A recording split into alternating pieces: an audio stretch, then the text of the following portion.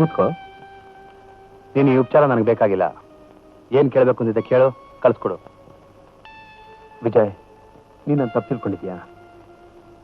ನಿನಗೆ ಸಹಾಯ ಮಾಡಬೇಕು ಅಂತ ಇಲ್ಲಿಗೆ ಬಂದಿರೋದು. ನೀನು ಸಹಾಯ ಮಾಡ್ತೀಯಾ?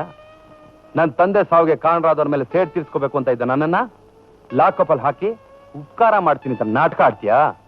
ವಿಜಯ್ ನೋಡು, ನೀವು ಹೊರಗಡೆ ಇದ್ರೆ ಆವೇಶಪಟ್ಟು ಅಪರಾಧ ಮಾಡ್ತೀಯ. ಆವಾಗ ನಿರಂತರವಾಗಿ ನೀನು ಜೈಲಲ್ಲಿ ಇರ್ಬೇಕಾಗುತ್ತೆ ಅಂತ ನಾನು ನಿನ್ನ ಅರೆಸ್ಟ್ ಮಾಡಿದೆ. ಹೊರಗಡೆ ಇದ್ದು ನೀನೇನೇ ಮಾಡಿದ್ರು ಅದು ಕಾನೂನು ವಿರುದ್ಧವಾಗಿರುತ್ತೆ.